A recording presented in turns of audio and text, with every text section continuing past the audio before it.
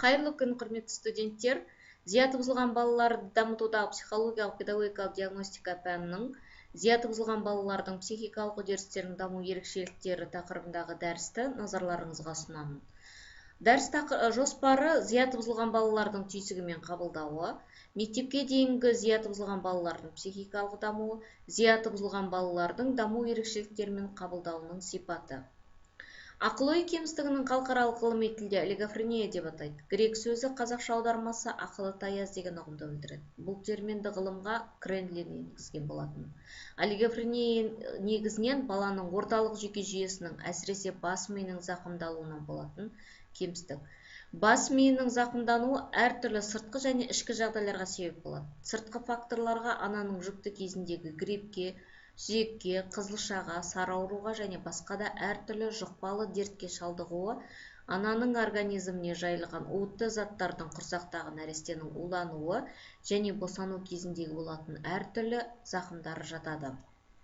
Зияты бұзылған балалардың түйсігімен қабылдауы ақыл-ой кем балаларды қалыпты балалармен салыстырғанда әртүрлі сезінуінің бұзылысымен объектілері және ситуацияларын қабылдау бұзылыстарымен байқалады. Ақыл-ой кем балалардың қабылдауы мен түйсік дамуы баяу жүреді. Ақыл-ой кем балалардың қабылдауының баяулығы оның психикалық дамуына әсерін тигізеді. Ақыл-ой кем балалардың қабылдауы мен түйсінуі ерекшеліктерін кеңес психологтары кеңінен зерттеген. Олар Соловьев, Нудельман, Кудрявцев. Бірінші топ факторына баланың көріп қабылдауының баяулығы және өз көлемділігінің сипатталады. Ақыл-ой кем балалардағы көру темпінің баяулығы Вересоцкая зерттеген болатын. Ақыл-ой кем балалардың көріп қабылдауының бұзылуы, оның түсті ажыратуы, белгілі бір объекті бөлігінің анықтаудағы анық байқалады. Сонымен қалыпты дамудағы салыстырғанда ақыл-ой кем балаларды көру өткірлігінің бұзылысы байқалады. Ақыл-ой кем балаларға объект және құбылысты танудың өзгешелігі тән. Олар кейбір заттарды айырмашылығын айыра білмейді. Балабақша тәрбиешілері және бірінші сынып оқушыларының тиын немесе мысық, компас немесе сағат айырмашылықтарын түсіне бермейді. Кіші мектеп оқушылары өзінің көріп қабылдауының өзгерген жағдайда бейімдете алмайды. Егер оқушыларға әсіресе кіші сынып оқушыларының суретін 80 градустық төңкеріліп көрсетілсе, онда бала мұндай жағдайда қалыпты қабылдайды. Кеңістікті бағдарлануының бұзылысы ақыл-ой кем балалардың кеңістікті түсіну құрылысының 3 кезеңге бөліп көрсетуге болады. Бірінші кезеңде олардың қозғалу мүмкіндігімен байланысты, екінші кезең заттық әрекетті меңгерумен байланысты, үшінші кезең ауызша сөйлеу тілінің дамымауымен байланысты болады. Мектепке дейінгі зияты бұзылған балалардың психикалық дамуы, мектепке дейінгі жастағы даму ерте балалық шақтағы біз бақылаған дамудың жалғасы болып табылады. Баланың 3 жасына белгілі серпіліс жүретіндігіне қарамастан, кейінгі даму алдындағы уақытта жеткен деңгейге негізделеді. Мектепке дейінгі жастағы балада қалыпты жағдайда барлық психикалық дамуында үлкен өзгеріс жүреді. Оның танымдық белсенділікті шектен тыс үдейе түседі, қабылдау, көрнекі ойлауы дамиды, логикалық ойлаудың көріністері байқала бастайды. Танымдық мүмкіншіліктерінің артуына мағыналық естің, ырықты зейіннің құрылуы жағдай жасайды. Қоршаған ортаны танудағы сияқты қарым-қатынаста және бала іс-әрекетінің әртүрлі сөз рөліне мәнді түрде өсуі байқалады. Баланың перцептивті және ойлау әрекеттерінің қалыптасуы сыртқы материалды бағдарлы әрекеттердің интериоризациясы арқылы жүреді. Өз кезегінде сыртқы бағдарлау әрекет ішкі практикалық іс-әрекетте пайда болады, немесе баланың оқып үйрену кезінде меңгеріледі. Мектепке дейінгі жаста балада қалыпты жағдайда танымдық белсенділік шектен тыс үдейе түседі, қоршаған ортаны тануға қызығушылық арта түседі. Оларды бір кезде тек заттың сыртқы түрі мен аты ғана қызықтырмайды, сондай-ақ себепті тәуелділіктерді, адамдардың өзара қатынасы, әлеуметтік байланыстар мен заңдылықтар негізінде жатқан заттар мен құбылыстардың арасында байланыстар, қатынастар өз қызығушылықтарын тудыра бастайды. Бірақ мектепке дейінгі жастағы бала үшін негізгі таным ол сезімдік таным. Яғни қабылдау мен көрнекілікті ойлау. Мектепке дейінгілерді қабылдау, көрнекі әрекеттік және көрнекі бейнелік ойлау қалай қалыптасады? Оның танымдық мүмкіндіктеріне де солай тәуелді. Сол кездегі сезімдік танымның өзі қабылдау мен көрнекі ойлау әрекетінің дамымауы тығыз байланысты болады. Ойын, бейнелеу, еңбек, затты қасиетті қатынасты қабылдау әрқашан зерттеу мен салыстыруды талап етеді. Заттың дөңгелектігіне көз жеткізу үшін ең алдымен оның контурына көзбен қарау қажет. Егер бала дөңгелектің не екенін білмесе, онда өзінен өзі зерттеу еш нәтижеге бермейді. Қарау, сипап сезу, тыңдау әрекетті перцептивті әрекет деп аталады. Яғни айтқанда, перцептивті қабылдау дейді. Мектепке дейінгі жастағы балаларда қабылдаудың дамуына перцептивті әрекетті жүзеге асыру және сенсорлы эталондар жүйесін меңгеру арқылы жүреді. Қабылдау әрқашан практикалық іс-әрекеттің бағдарлы негізі болып табылады, сондықтан онымен тығыз байланысты дамиды. Іс-әрекет қабылдау алдына зерттеу тәсілдерін жүзеге асыруды талап ететін және эталондардың ең жаңа жүйелерін меңгеруге мүмкіндік беретін белгілі бір тапсырмаларды қояды. Балалар 5 жас шамасында көптеген сенсорлы эталондарды меңгере бастайды, бірақ әзірге жүйесіз түрде жүреді. Орта, яғни 6 жас және жоғары 7 жас мектепке дейінгі жаста жеке эталондарды меңгерумен бірге осы эталондар бекітілген жүйелерді меңгеруге де жүреді. Осы эталондар жеке-жеке болып қалғанға дейін, мысалы балалар тек жеке түстердің ғана аттарын біледі. Балаларды белгісіз қасиеттерді қабылдау кезінде оларды арнайы оқып үйренусіз көпке дейін есте қалдыру болатын таныстарымен араластыру жағдайы байқалады. Мектепке дейінгі жастың аяғына қарай балалар қалыпты жағдайда әдетте барлық негізгі сенсорлық эталондарды атауларды біледі. Заттардың қасиеттері мен қатынастарын қабылдауды меңгереді. Мектепке дейінгі бала кеңістік жайлы түсініктерге ие болады. Онда кеңістік бағдар дамиды. Бір мезгілде жеке заттардың қабылдауы да өзгереді. Ол бір тұтас және неғұрлым айқын, сондай-ақ көмескі болады. Бала жеке заттың жалпы қырларын жақсы біліп қоймайды, сондай-ақ оның мәнді бөліктерін ажырата алады. Бұл балаға қиынды суреттерді, кубиктер, қатесіз орналастыруға мүмкіндік береді. Бөліктері бойынша тұтастығын білу, заттарды аяғына дейін салу, оларды дайын формаларының жинау және тағы да басқа. Бір тұтас қабылдаудың дамуы, сондай-ақ пайда болуы негізі мен заттық бейненің дамуында болып табылады. Зияты бұзылған балалар үшін мектепке дейінгі жас тек перцептивті әрекет дамуының бастамасы ғана болып табылады. Балада заттарға, ойыншықтарға қызығушылық пайда болуының негізінде олардың қасиеттері, қатынастарымен танысу басталады. Зияты бұзылған бала өмірінің 5 жасында қабылдау дамуында қарқынды байқалады. Балалар үлгі бойынша таңдау жасай алады, түсі, пішіні, көлемі бойынша. Кейбір балаларда тұтас қабылдау дамуында бір ұмтылыс көрініс бере бастайды. Бірақ мұның барлығы тек дамудың тенденциясы ретінде ғана көрінеді. Перцептивті бағдар оларда қасиеттер мен қатынастарды білдіретін, сөзді меңгеру ретінде жүретін, жеке эталондарды меңгеру негізінде пайда болады.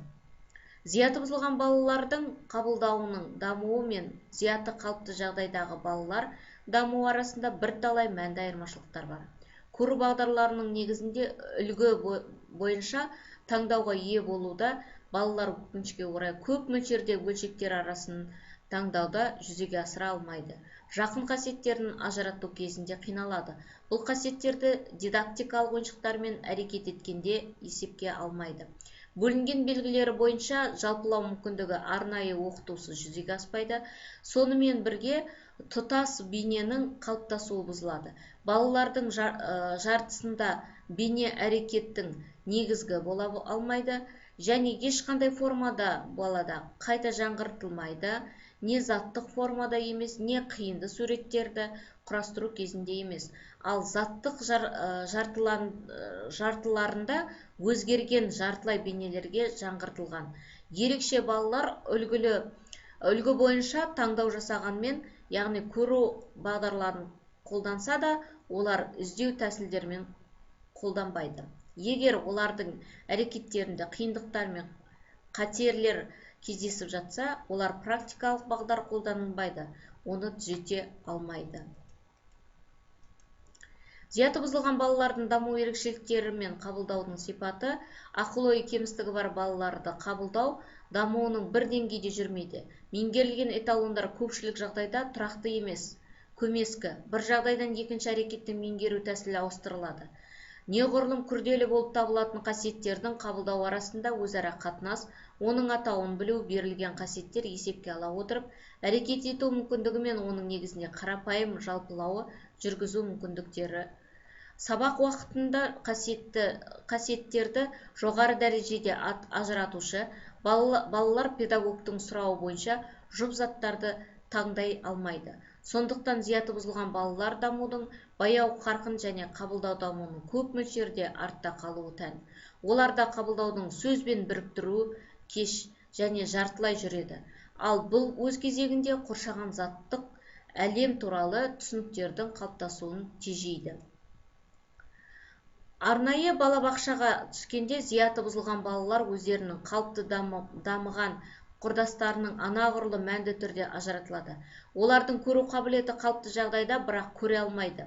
Есту қабілеті жақсы, бірақ ести алмайды. Міне сондықтан олар қоршаған заттарды нашар елестетеді, басқалардың арасында қажетті заттарды әрқашан ажырата алмайды. Заттардың қасиеттерін бөле алмайды, кеңістікте жеткіліксіз түрде бағдарланады. Қалыпты жағдайда балада пайда болатын ойлаудың бірінші формасы көрнекті әрекеттік ойлау. Ол практикалық іс-әрекетте пайда болады.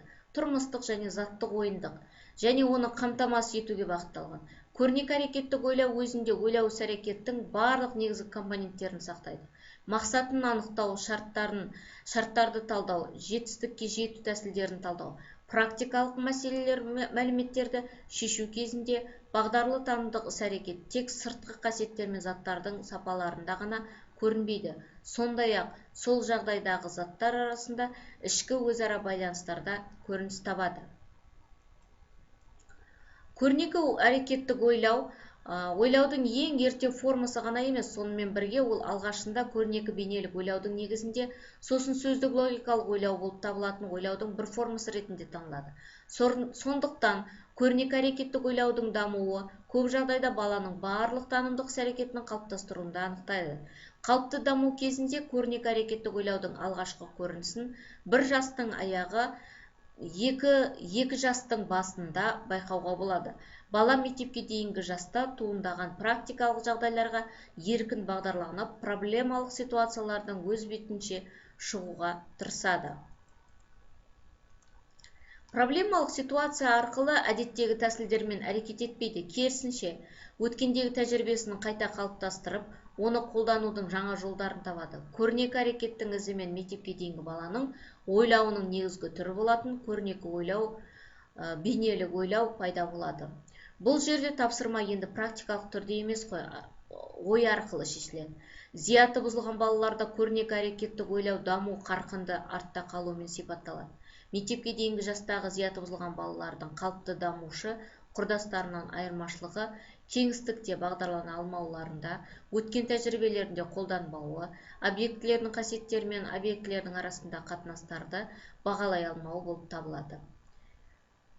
Және де бұндай балаларда көп жағдайда, қалыпты жағдайдағы балалардан қарағанда, өзіндік іс-әрекеттерінде, қимыл қозғалыстарында, және де берілген тапсырманы орындауда, қайта көшіру, мысалға таяқшаларды қайта екінші таяқша ретінде қасына жазып шығу, ондай жағдайларды орындай алмайды. Сіздердің назарларыңызға дәрістің мәтініне назар аудару үшін және де кері байланыс жасау үшін бекіту сұрақтары беріліп отыр. Яғни зияты зақымдалған балаларды оқытып тәрбиелейтін ғылым. Зияты бұзылған балаларды сенсорлы эталонды қанша жастан бастап меңгере бастайды? Зияты бұзылған балалар көбінесе өзінің қалыпты дамып келе жатқан құрдастарының ойындарына қатыса алмайды. Зияты бұзылған балалар үлгі бойынша неше жасынан бастап таңдау жасай алмайды, түсті, пішінді, көлем бойынша. Осы сұрақтарға бір ғана жауабы бар, соны тауып, электронды почтаға жіберулерін сұралады.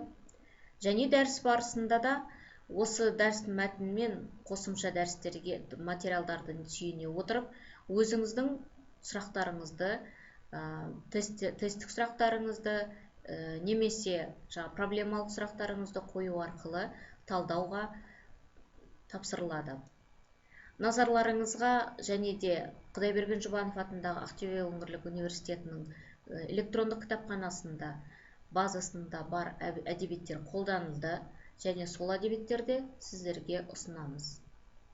Назар қойып тыңдағандарыңызға рахмет.